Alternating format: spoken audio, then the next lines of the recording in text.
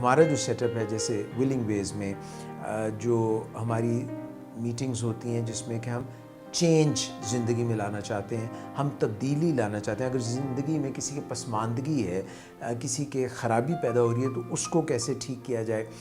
اگر انفرادی سطح پر کوئی پرابلم ہے یا فیملی کی سطح پر پوری خاندان جو ہے، پورا ایک گھر جو ہے، گھرانہ جو ہے وہ متاثر ہو رہا ہے، تو ان کی زندگی میں کیسے فرق لے کے آیا جائے. اور کئی کولیگز کی میٹنگز ہو رہی ہوتی ہیں. سو یہ جو میٹنگز کے سیٹ اپس ہیں وہ مختلف سیٹ اپس ہیں. 1-to-1 میٹنگ میں جب ہم کسی پیشنٹ یا کلائنٹ سے میٹنگ کر رہے ہوتے ہیں، اس کے اپنے ایجنڈاز ہوتے ہیں، سائنز اینڈ سمپٹمز ہوتے ہیں، کچھ وجوہات ہوتی ہیں، کچھ مین اس کے ایشوز ہوتے ہیں، کچھ سائیڈ ایشوز ہوتے ہیں، کچھ پس پردہ ایشوز ہوتے ہیں، کچھ سامنے کے ایشوز ہوتے ہیں. سو ان چیزوں کو اگر ہم ذہن میں رکھیں تو میٹنگ کو ہم زیادہ اچھے طریقے سے کر سکتے ہیں. میٹنگ میں کئی دفعہ پوری فیملی موجود ہوتی ہے اور فیملی کے اپنے خیالات ہوتے ہیں، پیشنٹ موجود نہیں ہوتا. یہ فیملی میٹنگ ہے، وہ اسپاؤز ہو سکتا ہے، وہ بچے ہو سکتے ہیں، وہ ماں باپ ہو سکتے ہیں، وہ جس شخص کو مسئلہ ہے. کیونکہ ہمارے سیٹ اپ میں ولنگ ویز میں جو ہم کام کرتے ہیں اس میں آپ یہ دیکھیں گے کہ کسی کو ذہنی امراض ہوتے ہیں. ذہنی امراض میں کئی دفعہ سینٹی پوری طرح سے انٹیکٹ نہیں ہوتی، سمجھ بوجھ جو ہے متاثر ہوئی ہوتی ہے، موڈ مزاج اتنا اوپر نیچے ہوتا ہے. بائی پولر ڈیزیز ہو سکتی ہے، ڈپریشن ہو سکتا ہے، مینیا ہو سکتا ہے، ہائپو مینیا ہو سکتا ہے. اس میں جب بھی موڈ مزاج کے مسئلے ہوتے ہیں تو پوری طرح سے انسان دوسرے کی بات سمجھتا نہیں، اپنی سمجھا نہیں پاتا. اس کے فکسڈ خیالات ہوتے ہیں، حتیٰ کہ اتنے فکسڈ خیالات بھی ہو سکتے ہیں جیسے ڈیلوژنز ہوں. اس کے عقائد اتنے فکسڈ ہو سکتے ہیں کہ اس میں کوئی فلیکسیبلٹی، لچک ہی نہیں، وہ دوسرے کی بات سننے کے لیے تیار ہی نہیں ہوتا، قاصر ہوتا ہے. اور کئی دفعہ تھاٹ ڈس آرڈر ہوتے ہیں جس میں کہ سوچ اور بیلیفز کا مسئلہ ہوتا ہے. اسی طرح کئی دفعہ پرسنالٹی ڈس آرڈرز ہوتے ہیں، بیہیویورل ایشوز ہوتے ہیں. ان ساری چیزوں کو آئیڈینٹیفائی کرنا، سوال کرنا، موٹیویشنل کویسچنز کرنا، کسی کی تضحیک بھی نہ ہو، کسی کو برا بھی نہ لگے، کسی کو یہ بھی نہ لگے کہ میری بے عزتی کی جا رہی ہے، اور پھر بھی اس سے ساری چیزیں اچھی ریپور بلڈنگ کر کے اس سے وہ چیز نکال لینا. فیملی کو بھی بہت گریونس ہوتی ہیں، بہت شکایات ہوتی ہیں اپنے پیارے سے، اپنے لوڈ ون سے.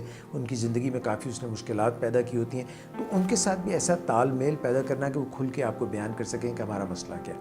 فیملی کو دوسرا مسئلہ یہ ہوتا ہے کہ ان کا جو لوڈ ون ہوتا ہے، اگر ہم اس کو انڈور لے آتے ہیں تو جو ہی وہ انڈور آتا ہے تو پہلے تو وہ تکلیف سے آپریٹ کر رہے ہوتے ہیں. جو وہ انڈور ہو جاتا ہے تو اب ان کی محبت جاگ پڑتی ہے، کیونکہ ایک گیپ، ایک اسپیس، ایک ویکیوم کریٹ ہوتا ہے. تو جس طرح سے اگر کہیں گرم ہوا ہو تو گرم ہوا اوپر چلی جاتی ہے تو ٹھنڈی ہوا ایک دم کھینچی چلی جاتی ہے، آندھیاں سے چلنے لگ جاتی ہیں، جھکڑ سے چل جاتے ہیں. اسی طرح جو ہی ان کا لوڈ ون انڈور میں آتا ہے، ٹریٹمنٹ میں آتا ہے، اور اس کو ظاہر ہے یا تو نشے کے مسائل ہوتے ہیں کہ نشے نے اس کی زندگی برباد کی ہوتی ہے، یا اس کو ذہنی مسائل ہوتے ہیں، یا دونوں ہی ہوتے ہیں. تو فیملی کے ساتھ میٹنگ کرنا بھی بہت اہم ہے کہ کس طرح سے ان کو سمجھایا جائے کہ وہ کس مقصد کے لیے آئے تھے.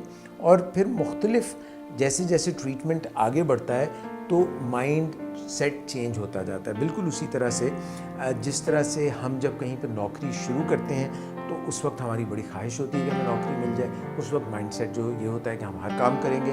کچھ دن کے بعد جب ہمیں کام نہیں آتا شروع میں اور کام آنے لگتا ہے تو ہمیں لگتا ہے کہ ہاں اس کے بینیفٹس زیادہ ہونے چاہیے تھے، جتنا میں کام کر رہا ہوں اتنا فائدہ نہیں ہو رہا. سو اس طرح جو ہے پوزیشن وقت کے ساتھ میٹنگز کی، اگر ایک ہی فیملی یا ایک ہی شخص کے ساتھ میٹنگز چل رہی ہیں تو وہ بھی بدلتی رہتی ہیں. اور آپ جانتے ہیں کہ عمومی طور پہ 1 میٹنگ سے مسائل حل نہیں ہوتے ہیں، تو ہمیں پے در پے میٹنگز کرنی پڑتی ہیں. سو اس میں بھی ہمیں چینجز لانے پڑتے ہیں. ایک اور چیز کو ہمیں بہت مد نظر رکھنا چاہیے کہ میٹنگز جب بھی کسی کے مابین ہوتی ہیں تو ایک خوشگوار فضا بھی قائم رہنی چاہیے، تعلق بھی قائم رہنا چاہیے، اور گفتگو جو ہے اس میں سخت پہلو بھی آ جاتے ہیں تو ایسا نہ ہو کہ ہمارا جو تعلق ہے وہ ٹوٹ جائے یا خراب ہو جائے. اس کو ہم اپنی سائیکالوجی کی زبان میں جو ملاقات ہوتی ہے، یعنی نفسیات کی فیلڈ میں کاؤنسلر اور کاؤنسلی کے درمیان جو میٹنگز ہوتی ہیں، اس میں ہم اس کو ٹرانسفرنس اور کاؤنٹر ٹرانسفرنس کہتے ہیں. یعنی کہ جب ان کی میٹنگز ہوتی رہتی ہیں تو آہستہ آہستہ یا تو جو کاؤنسلی ہوتا ہے اس کی وابستگی ہو جاتی ہے کاؤنسلر کے ساتھ، یا وہ اس سے دور ہو جاتا ہے، یعنی کھنچ جاتا ہے، اس سے دور ہو جاتا ہے. اس کو ٹرانسفرنس کہتے ہیں. اور جو کاؤنسلر ہوتا ہے اس کے بھی جذبات ہوتے ہیں. تو اس کی طرف سے جو پھر ہٹ کے جو ایجنڈا ہوتا ہے اس کی بجائے جو اور جذباتی باتیں ہونے لگ جاتی ہیں ان کو کاؤنٹر ٹرانسفرنس کہتے ہیں. اس کا بھی ہمیں خیال رکھنا ضروری ہے. اچھا، تو کئی میٹنگز جو ہوتی ہیں وہ گروپ میٹنگز ہوتی ہیں جس میں کافی سارے لوگ موجود ہوتے ہیں، فیملی بھی موجود ہوتی ہے، اسٹیک ہولڈرز تینوں موجود ہوتے ہیں، یعنی جو دینے والے ہیں علاج، ریکوری کی طرف جو لے کے جانے والے ہیں، بحالی کی طرف جو لے کے جانے والے ہیں وہ بھی موجود ہوتے ہیں، اور پیشنٹ بھی موجود ہوتے ہیں، اور پیشنٹ کے گھر والے بھی موجود ہوتے ہیں. ان میٹنگز کا ایجنڈا اور ہوتا ہے. خواتین و حضرات، یہ ایک اوور ویو تھا کہ میٹنگ کس سیٹ اپ میں ہو رہی ہے، کس وجہ سے ہو رہی ہے. میٹنگ کا کوئی مقصد ہونا چاہیے، مقصد اگر حل نہ ہو رہا ہو تو میٹنگ کو دوبارہ ہم ری ارینج کر سکتے ہیں. ابھی تک تو ہم نے کی بات میٹنگ پہ. زیادہ اہم یہ ہے کہ میٹنگ سے پہلے بھی ہم کسی طرح سے ٹیلی فون پہ، وائس میسیجز پہ یا چھوٹے ویڈیو کال سے ہم یہ بتا سکیں کہ یہ جو میٹنگ ہونے والی ہے، یا کوئی میمو بھیج کے، ٹیکسٹ بھیج کے، یا کوئی ریٹن نوٹس بھیج کے، یا ای میل کے ذریعے ہم یہ بتا سکیں کہ اس میٹنگ کا مقصد کیا ہے. آج کل خواتین و حضرات ایک اور میٹنگز بہت کامن ہو گئی. یہ تو تھیں جس میں ہم فزیکلی ایک دوسرے کے ساتھ ہوتے ہیں. اب جو ہے آج کل ریموٹ میٹنگز بہت ہو گئیں، یعنی کہ وہ آمنے سامنے تو نہیں ہوتے مابین جن کی میٹنگز ہو رہی ہوتی ہیں، مگر وہ کہیں واٹس ایپ کے اوپر یا زوم کے ذریعے کہیں دور بیٹھے میٹنگ کر رہے ہوتے ہیں. ان میں بھی کئی دفعہ میٹنگ جو ہے وہ اس طرح سے ٹیلی فون پہ میٹنگز ہو رہی ہوتی ہیں. ٹیلی فونک میٹنگز جو ہیں اس میں باڈی لینگویج نظر نہیں آتی، صرف آواز سے پتہ چلتا ہے. لوگ پوری طرح پریپیئرڈ نہیں ہوتے ہیں. جب ویڈیو کالز ہوتی ہیں، ویڈیو میٹنگز ہوتی ہیں، تو باقی جگہ پہ کیا چل رہا ہے یہ نہیں پتہ چلتا. ان کے بھی جو ریموٹ میٹنگز ویڈیو کالز پہ ہو رہی ہوتی ہیں، یا جو ایسی میٹنگز ہیں ان کے بھی قواعد و ضوابط پہلے سے طے ہونے چاہیے، ورنہ وہ میٹنگز بھی اتنی فعال اور اچھی نہیں ہوتی، فائدہ مند نہیں ہوتی جتنی ہونی چاہیے.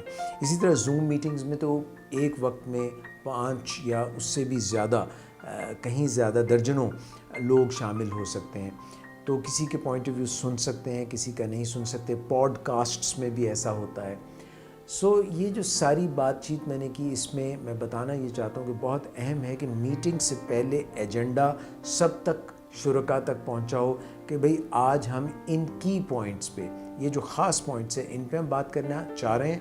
آپ نے پریپیئرڈ ہو کے آنا ہے، اور میٹنگ کا ایک سٹرکچر ہونا چاہیے، ایک ڈھانچہ ہونا چاہیے کہ یہ لوگ بات کریں گے، اور سب کو یہ کیو اینڈ اے سیشن ہوگا، سوال جواب کا سیشن ہوگا. درمیان میں کتنی بات کوئی کر سکتا ہے، میٹنگ ڈیریل تو نہیں ہونی چاہیے. اور پھر جب یہ میٹنگ ختم ہو رہی ہو تو اس کا کوئی کنکلوژن کہ آج کی میٹنگ میں یہ ہوا، کیو اینڈ اے سے ذرا پہلے یا کیو اینڈ اے کے بعد کہ میٹنگ میں کیا کیا ہوا، اور پھر اس کی کوئی جنریٹ ہونی چاہیے ای میل یا کوئی واٹس ایپ پہ اس میٹنگ کے بارے میں سب کے پاس پہنچنا چاہیے.